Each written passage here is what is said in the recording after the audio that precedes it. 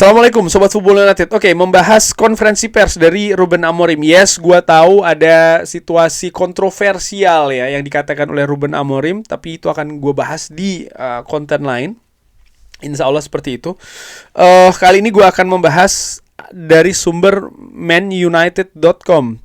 Langsung saja ya, situasi terkait dengan display permainan, keadaan di atas lapangan. Saya pikir kita bermain bagus, saya pikir kita memiliki kontrol lebih di pertandingan ini dari yang kita tunjukkan ketika menghadapi Wolves. Yang ini juga merupakan hal yang penting ketika Anda mempersiapkan untuk pekan depan. Anda bisa saja memiliki banyak pesan ya yang ditunjukkan dari pertandingan terakhir.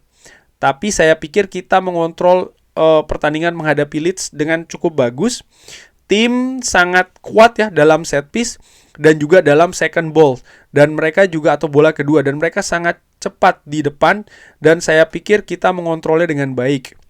Kita memiliki peluang-peluang kita ya sebenarnya untuk memenangkan pertandingan tentu saja, tapi kita lagi-lagi nih melakukan kesalahan di details. Dengan gol dari Leeds, kita mengontrol pertandingan, dan dengan satu situasi, dengan transisi, kita kebobolan. Jadi memang di babak kedua sebenarnya Manchester United ini tampil juga tidak kalah baiknya menurut gue ya dengan yang ditunjukkan di babak pertama. Kalau memang ketika gue katakan tampil baik, lalu yang diharapkan adalah Manchester United menguasai pertandingan beneran gitu ya. Menguasai pertandingan beneran dalam arti adalah tidak memberikan Leeds United untuk bernapas sedikit pun. Gue pikir tidak demikian juga. Leeds United bagaimanapun juga tim tuan rumah, skuad mereka lebih komplit, ya. Mereka lebih memiliki catatan yang positif dalam beberapa pertandingan terakhir, terutama di Ellen Road. Mereka lebih diunggulkan. Tapi Manchester United datang dengan skuad yang pincang, dengan skuad yang dangkal, dengan situasi yang tidak positif sebenarnya kalau dilihat dari dua pertandingan terakhir kurang lebih. Tapi mereka mampu memberikan perlawanan, bahkan mereka mampu mendominasi di banyak periode pertandingan. Dan menurut gue ini harus digarisbawahi. Dan ya seperti yang Ruben Amorim katakan ya, dengan sebenarnya Manchester United ini memegang kontrol di babak kedua, tapi ada sebuah kesalahan sedikit dan itu bisa dimanfaatkan oleh Leeds United, dan ini sudah terlalu sering menurut gue terjadi di Manchester United.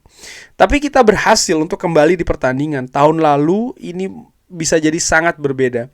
Tahun ini kita mengontrol pertandingan lebih banyak ya dibandingkan tahun lalu, dan ini merupakan pertandingan yang bagus. Tentu saja ini merupakan situasi yang membuat frustrasi kita tidak menang. Sering sekali penilaian ini hanya didasarkan ketika menang maka bagus, ketika tidak menang maka apapun itu jelek. Gue tidak sepakat. Ketika menghadapi Newcastle United, walaupun Manchester United menang, tapi Manchester United sebenarnya tampil sangat mengecewakan menurut gue. Sangat terlalu pragmatis. Ada banyak komentar yang penting menang, yang penting menang. Gue pikir saat ini hasil penting, tapi karena Manchester United berada dalam proses, ya proses dari permainan dari satu pertandingan lain pun juga tidak bisa ditiadakan, tidak bisa tidak dilihat. Menurut gue seperti itu ya. Dan dua perbedaan ya ketika menghadapi Newcastle dan juga menghadapi Leeds menurut gue adalah dari bagaimana Manchester United lebih berani mengontrol pertandingan, nomor satu. Nomor dua juga bagaimana Manchester United ini lebih bisa memberikan perlawanan di atas lapangan. Karena ketika menghadapi Newcastle sangat-sangat pragmatis sekali. Sedangkan menghadapi Leeds United menurut gue bahkan Manchester United sempat tertinggal duluan, tapi mereka mampu bangkit. Berbeda dengan menghadapi Newcastle, mereka mencetak gol lalu mereka bertahan nih di belakang ya kan, hampir satu babak mereka lakukan seperti itu. Tapi tidak ketika menghadapi Leeds United. Di babak pertama Manchester United tampil baik, gua pikir di babak kedua mereka akan kendor. Ternyata tidak, mereka tetap berusaha untuk bisa memberikan perlawanan, untuk bisa bermain dengan sama baiknya seperti di babak pertama. Dan menurut gua salah satu perbedaan besar Leeds dan Manchester United di pertandingan tadi adalah kemewahan kedalaman skuad antara Leeds dan juga Manchester United. Oke, momentum defensif ya. Ini juga dibahas oleh Ruben Amorim. Kalau Anda melihat antara Aiden Heaven ataupun Leny Yoro, mereka sangat muda. Dan juga sebenarnya bukan hanya hal tersebut. Kalau Anda bermain baik selama 90 menit, Anda bisa saja melakukan kesalahan, dan ini terjadi dengan Aiden Heaven atau juga dengan Harry Maguire yang sebenarnya sangat berpengalaman. Hal seperti ini akan terjadi, tapi kalau Anda melihat ke permainan, kita memiliki peluang untuk mencetak gol kedua dan memenangkan pertandingan. dan tidak ada yang akan berbicara terkait dengan gol dari Leeds United. Ya menurut gue sepakat bahwa sering sekali orang-orang mungkin juga lupa ya bagaimana memang Leny Yoro yang tampil mengecewakan di beberapa pertandingan terakhir. Dia masih muda. Eden Hazard pun juga demikian. Bahkan menurut gue untuk Eden Hazard dalam tanda kutip ini agak sedikit dipercepat tampil di tim utama Manchester United dengan lebih reguler. Karena kenapa?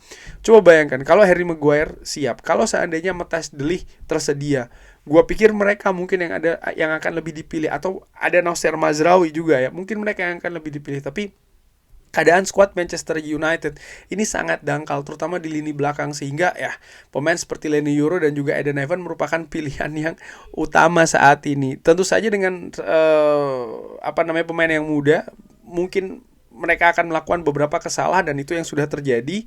Tapi ya ini mungkin sesuatu juga yang masuk dalam tahap proses juga ya, perkembangan bagi dua pemain itu. Oke, Cunha yang tampil ya.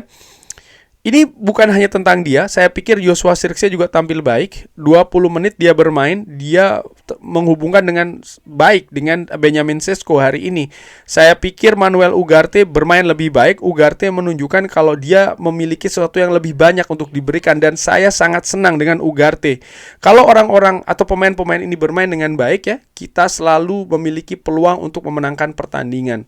Lalu ditanyakan, Højlund atau Sesko? Ini merupakan karakteristik dari pemain. Benjamin Sesko lebih berbeda dengan Rasmus Højlund. Tentu saja tidak sama. Rasmus Højlund memiliki momentumnya di sini, tapi kita sudah bergerak ya. Kita membawa Sesko dan kita berusaha untuk membuat Sesko ini mencetak lebih banyak gol.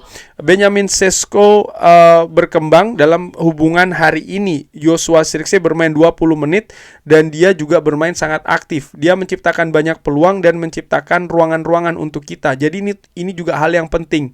Juga untuk Manuel Ugarte bermain lebih baik hari ini. Dia membantu tim untuk menciptakan peluang-peluang dan ini lebih baik daripada pekan lalu. Yang terakhir ya, apa yang harus kita rubah di sisi serangan? Tidak ada. Saya pikir Anda bisa mengatakan kepada saya ya bahwa Sesko butuh support yang lebih baik di pertandingan yang berbeda, tapi tidak hari ini. Kita butuh memiliki possession, khususnya di lingkungan seperti ini. Ketika kita kehilangan bola setiap saat, lalu kalau kita berusaha untuk menjadi tim di periode yang sebelumnya ya, dengan banyak transisi setiap waktu, kita tidak ingin menjadi seperti itu. Kita ingin mempersiapkan lebih baik ya, dan bagaimana kita bermain. Kita bermain lebih baik dibanding dengan pekan lalu, dan kita juga berbicara terkait dengan beberapa waktu yang lalu tentang peluang-peluang yang dimiliki oleh Benjamin Sesko. Jadi kita memiliki banyak peluang yang untuk Benjamin Sesko. Dia hanya butuh untuk mencetak 1 gol dan segala beban akan lebih mudah untuk Benjamin Sesko. Kita menciptakan lebih banyak peluang untuk striker. Ya menurut gua untuk Benjamin Sesko jelas, selama dia tidak mencetak gol lagi, dia akan menjadi sorotan. Gua teringat dari legenda Manchester United Dwight Yorke yang menyebut bahwa tugas dari striker adalah mencetak gol. Kalau dia mencetak gol, maka segala kritikan akan terhenti. Tapi sebaliknya, mau dia bermain sebaik apapun, kalau gol tidak diciptakan, dia akan terus menerima kritik. Dan menurut gue ini yang terjadi dengan Benjamin Sesko. Tapi jangan lupa Benjamin Sesko juga nampak banget ya, dia masih beradaptasi, sehingga ya ini harus juga mendapatkan support dari rekan-rekannya dan juga tim kepelatihan. Dan sebelum gue akhiri ya, di pertandingan menghadapi Leeds, gue juga melihat Manchester United tidak cukup sering ini menderita kesulitan dari transisi Leeds United. Ada hal yang positif jika dibandingkan dengan misalnya ketika menghadapi Wolves, di mana Manchester United sangat kesulitan menghadapi transisi dari tim lawan. Dan hal ini menurut gue membuktikan bahwa ya ketika mereka mampu memperbaiki sesuatu dan mereka bawa itu ke atas lapangan, sesuatu itu bisa menjadi hal yang positif. Dan itu yang gue lihat di pertandingan tadi, bahwa ya Manchester United tidak cukup sering nih menderita transisi dari Leeds United, dan kalaupun itu terjadi, mereka pun juga secara lebih dominan ya mampu mengatasi transisi tersebut dengan ya keadaan di atas lapangan. Kalau seandainya pemain-pemain lain yang tampil di atas lapangan, bisa jadi situasinya juga akan berbeda. Tapi kurang lebih seperti itulah yang gue sampaikan terkait dengan konferensi pers Ruben Amorim. Seperti biasa, Sobat Football United ada pendapat lain, silahkan drop di kolom komen. Terima kasih sudah menyaksikan. Jangan lupa like, sholat, dan juga subscribe. Wassalamualaikum warahmatullahi wabarakatuh. Thank you.